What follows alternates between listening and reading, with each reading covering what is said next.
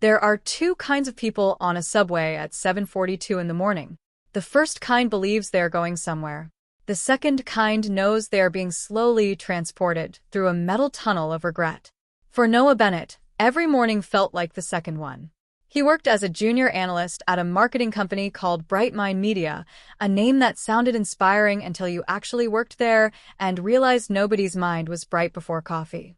Noah was 32 years old, underpaid, overcaffeinated, and emotionally held together by calendar reminders. Every morning, he took the same subway line, same platform, same train, same tired faces, same man loudly eating boiled eggs like he was committing a crime against everyone's morning. Noah lived a perfectly ordinary life. Too ordinary. He woke up, went to work, answered emails, pretended to understand meetings, came home, ate reheated noodles, fell asleep watching videos about people who escaped the kind of life he was currently living. He was not unhappy exactly. He was just paused, like his life had loaded halfway and then frozen. But everything changed on a rainy Thursday morning. The train was more crowded than usual. People stood shoulder to shoulder, trapped in that strange subway silence where everyone is touching everyone, but nobody is allowed to admit they exist. Noah squeezed himself near the door, holding his coffee in one hand and the overhead pole in the other. Then he saw her, an old woman sitting near the window. She wore a gray coat, black gloves, and a red scarf that looked strangely bright against the cold metal interior of the train. She was not looking at her phone. That alone made her suspicious. Everyone looked at phones on the subway. Phones were the sacred shields protecting people from eye contact. But this woman simply stared at Noah, not casually, not accidentally. She looked at him like she had been waiting for him. Noah tried to ignore her. He looked at the subway map. He looked at his coffee. He looked at a chewing gum stain on the floor that somehow had more confidence than he did. Still, he felt her eyes on him. Then the train lights flickered. For 1 second, everything went dark. When the lights came back, the old woman was standing directly in front of him. Noah nearly spilled his coffee. "Good morning," she said. Her voice was calm. Too calm. The kind of calm usually found in people who either know everything or have lost everything. Noah forced a polite smile. "Morning." The woman leaned closer. "You forgot the blue envelope." Noah's smile disappeared. His fingers tightened around the coffee cup. "What?" "The blue envelope," she repeated. "The one hidden behind the broken clock in your father's garage." The train noise seemed to fade. Noah stopped breathing. Nobody knew about that. Nobody. Not his coworkers. Not his friends. Not even his sister. Because Noah himself had only discovered the envelope 2 days earlier. His father had died 6 months ago. Since then, Noah had avoided cleaning the garage because grief has a strange way of turning ordinary objects into emotional traps. A toolbox becomes a memory. A jacket becomes a ghost. A broken clock becomes a wound. But 2 nights ago, while searching for an old photo album, Noah had moved the broken clock on the garage shelf. Behind it was a blue envelope. Inside were 3 things. An old train ticket.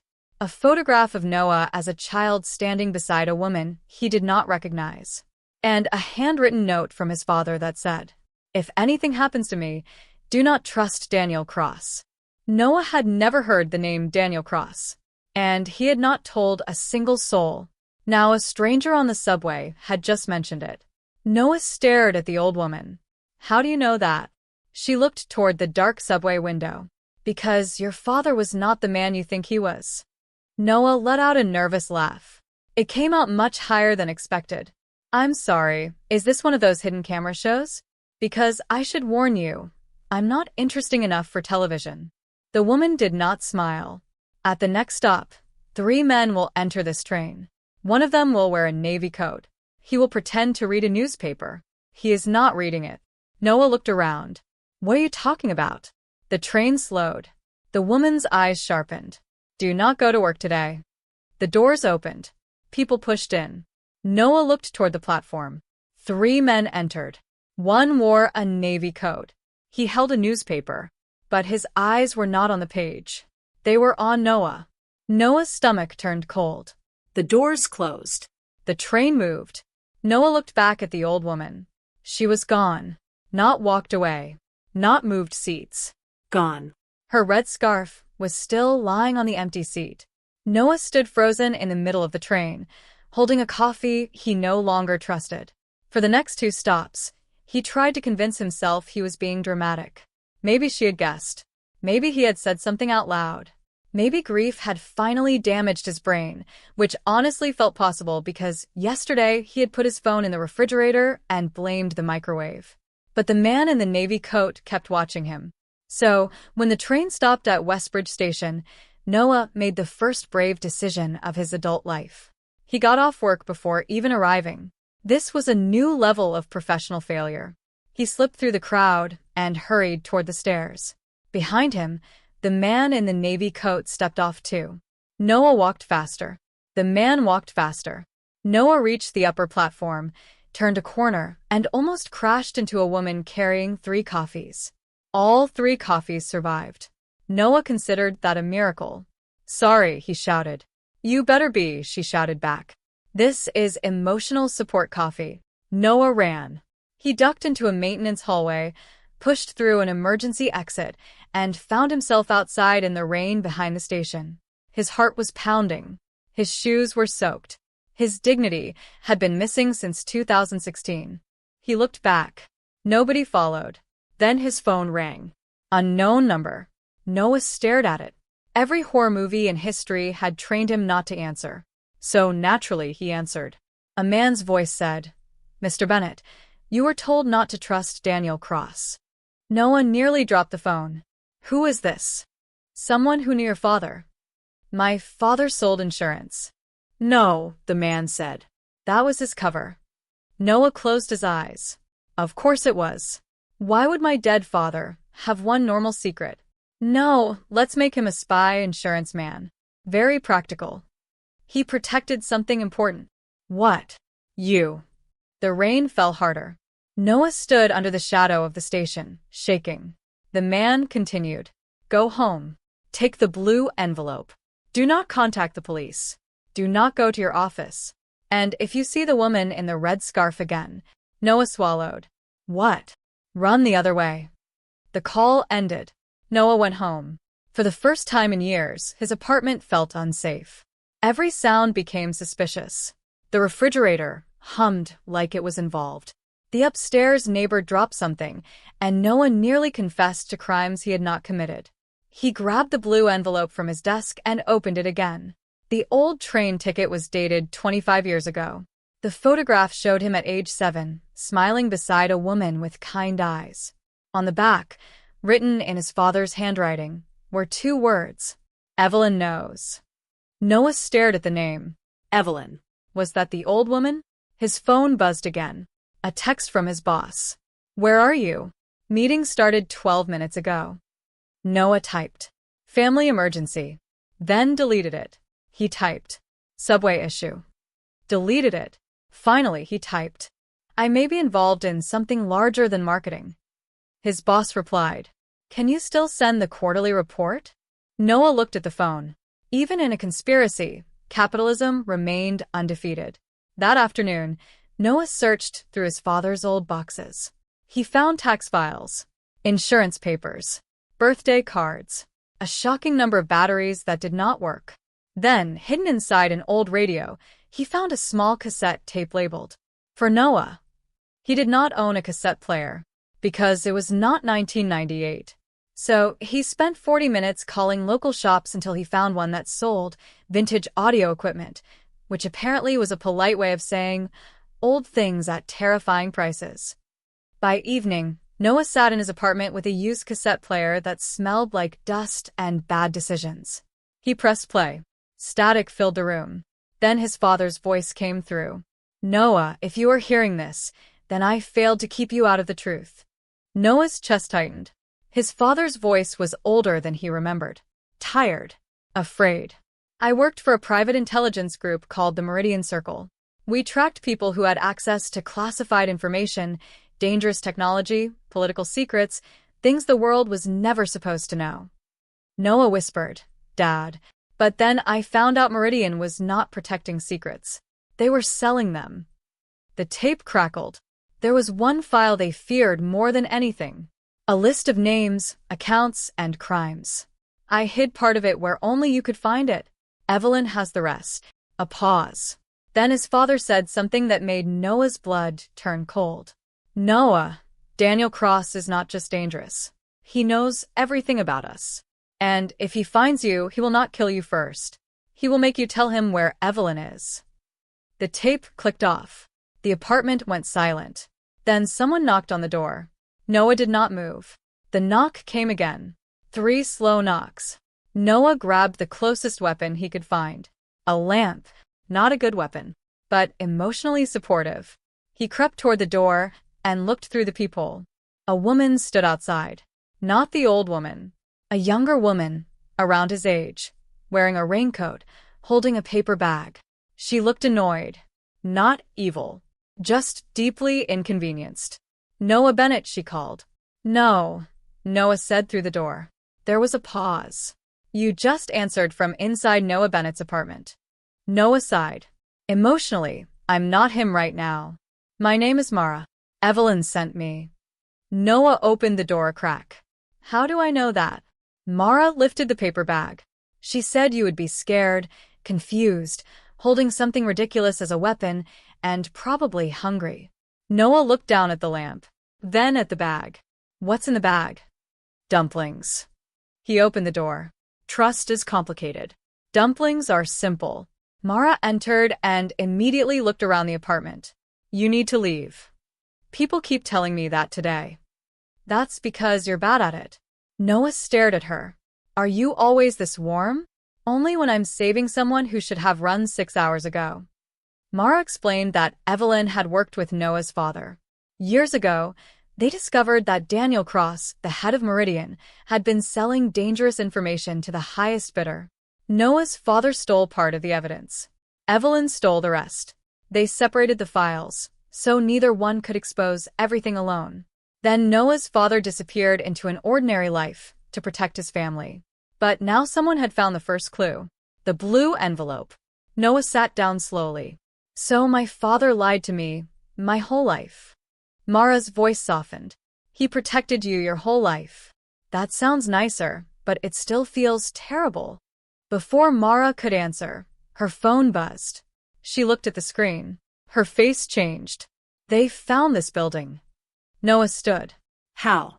Probably because you used your phone. I used it to call an absent from work. That was your first mistake. My first mistake was being born into a spy family without being informed. They ran. Down the stairs. Through the back exit. Into the rain. A black car waited across the street. Its headlights turned on. Mara grabbed Noah's arm and pulled him into an alley. Behind them, car doors opened. Footsteps followed. Noah was not built for running from secret organizations. He was built for avoiding gym memberships. After 2 blocks, he was wheezing like a broken accordion. Mara looked back. Are you dying? No, this is just my athletic personality. They turned into a subway entrance. The same line. The same tunnels. The same smell of metal, rain, and human disappointment. Noah stopped. No. Absolutely not. The subway is where the creepy woman found me. Mara pulled him forward. Exactly. Which means it is also where Evelyn wants you to go. They reached the platform just as a train arrived. The doors opened. Inside, near the far end of the car, sat the old woman in the red scarf. Evelyn. She looked at Noah and smiled sadly. You came. Noah stepped inside. I was chased here. Let's not make it poetic. The train doors closed. Evelyn watched him carefully. You look like your father. Noah's anger rose before he could stop it. Good. Maybe you can explain why my father apparently lived a secret life and left me a conspiracy scavenger hunt. Evelyn nodded. He wanted you safe. Then he should have left me money, not trauma and a train ticket. For the first time, Evelyn almost laughed. Then her face became serious. Daniel Cross is close. He believes you have the key. What key? Evelyn pointed at the old train ticket. Noah pulled it from the envelope. It's a ticket. No, she said. It's a map. She held it under the train's flickering light. The printed route lines began to reveal hidden markings. Tiny numbers. Station codes. A storage locker location. Evelyn explained that the final evidence was hidden inside an abandoned subway control room beneath the city. Only Noah's father knew the route. He encoded it into the ticket. Noah stared at the map. So the secret that could expose a criminal intelligence network is hidden under the subway? Yes. That feels unsafe. It was the safest place. This subway has come older than me. The train suddenly slowed. The lights flickered. Then the speaker crackled. Next stop, Meridian. Mara froze. There is no Meridian station. Evelyn's expression darkened. The train stopped. The doors opened to a platform that was not on any map. Empty. Old. Covered in dust. A man stood under a broken sign. Tall. Silver-haired. Perfect suit.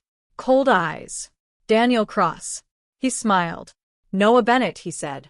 Your father made you very difficult to find. Noah whispered. That's him? Evelyn stepped forward. Daniel. Cross looked at her. Evelyn. Still haunting trains. Still selling souls? He smiled wider. Only expensive ones. Noah stepped back. Cross turned to him. You have something that belongs to me. No, Noah said. Actually, I have several unpaid bills, one emotional support lamp at home, and apparently a secret map. But nothing of yours. Mara muttered. You joke when scared. I joke when awake. Cross raised a hand.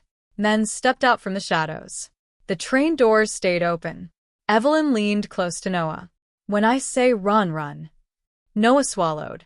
Can I start now? Run. They bolted from the train. Across the platform. Down a narrow, maintenance tunnel. Behind them, Cross's men followed. The tunnel shook as trains thundered somewhere above. Evelyn led them through old passages beneath the city. Noah slipped twice, hit his shoulder once, and apologized to a pipe. Finally, they reached an abandoned control room. Dust-covered panels lined the walls. Old monitors. Rusty switches. A forgotten room beneath millions of people who had no idea it existed. Evelyn pointed to a metal locker. Noah used the numbers from the ticket. The locker opened. Inside was a small hard drive. And a photograph. Noah picked up the photo. It showed his father, Evelyn, Mara as a little girl, and Daniel Cross standing together years ago. Noah looked at Mara. You knew my father? Mara's eyes filled with pain. He saved my life. Evelyn spoke quietly. Daniel ordered my family killed when I refused to give him the files. Your father got Mara out before they came. Noah looked at Mara differently now. Her sarcasm was not coldness. It was armor. Just like his humor. Just like his father's silence. Then Cross entered the room. Slow clapping. Of course he slow clapped. Villains always found time for theater. Touching, Cross said. But unnecessary. His men aimed weapons. Noah held the hard drive tightly. Cross looked at him. You have no idea what is on that drive. Evidence, Noah said. Power, Cross corrected. Names of people who shaped the world. Judges. Ministers. CEOs. People who would burn cities to protect themselves. Noah's voice shook. Then, everyone should know. Cross smiled. You sound like your father. He also confused truth with safety. Evelyn stepped forward. The truth is the only thing you ever feared. Cross's face hardened. For 1 second, the old charm disappeared. And Noah saw the monster beneath the suit. Then Mara whispered, Noah. She pointed subtly to an old broadcast console. Noah understood absolutely nothing. But he nodded like a man who did. Mara needed time. So Noah did the only thing he was naturally gifted at. He became distracting. He stepped forward. You know, Daniel, I have to say, for a secret criminal mastermind, your branding is terrible. Cross blinked. What? Meridian Circle? Very dramatic. Very expensive candle company. But not scary enough. Mara moved behind the console. Noah continued. And the secret subway platform? Good concept, poor lighting. Honestly, if this is your villain headquarters, I would suggest plants. Cross stared. Are you trying to irritate me? Yes. Is it working? Evelyn closed her eyes as if praying for patience. Mara connected the hard drive to the console. The old monitors flickered. Cross noticed. Stop her. Everything happened at once. Mara hit a switch. Evelyn pulled Noah behind the console. The room exploded with light. Files began uploading through the old emergency broadcast network. Screens across the subway system flickered. Advertisements changed. Station monitors lit up. Names. Bank transfers. Emails. Proof. The secret nobody should know became the truth everyone could see. Cross lunged forward, but the sound of sirens echoed through the tunnels. His men hesitated. The world above had seen everything. Cross was no longer invisible, and powerful men are only powerful until the lights turn on. Police entered minutes later. Cross did not run. He simply stood there, empty and furious, as if the universe had personally insulted him. As officers took him away, he looked at Noah. You think this ends anything? Noah looked at Evelyn. Then Mara. Then the photograph of his father. No, he said. But it starts something. Weeks passed. The Meridian scandal shook the country. Executives resigned. Officials disappeared from public view. News channels screamed for months. Noah's boss still asked if the quarterly report was coming. Some things cannot be destroyed. Evelyn vanished again. Mara said that was her style. Very dramatic, Noah said. She once faked her death during a tax audit. I respect that. Noah eventually returned to the subway. Same platform. Same train. Same tired faces. Same Eggman. But something had changed. Not the city. Not the noise. Not the crowd. Him. For years, Noah thought his life was small because nothing extraordinary happened to him. But now he understood. Sometimes the extraordinary is not a lightning strike. Sometimes it is a stranger on a subway. A red scarf. A secret envelope. A truth buried beneath the tracks. And sometimes, the life you thought was paused was only waiting for you to have the courage to press play. One morning, Noah stepped onto the train and found a seat by the window. Across from him sat a young man in a wrinkled suit, looking exhausted, invisible, and quietly defeated. Noah recognized that face. He had worn it for years. The train lights flickered. The young man looked up. Noah smiled gently. Then he said the strangest thing he had ever said to another human being. You forgot the green notebook. The young man went pale. Noah leaned back. Outside the window, the tunnels swallowed the light. And somewhere beneath the city, the truth began moving again.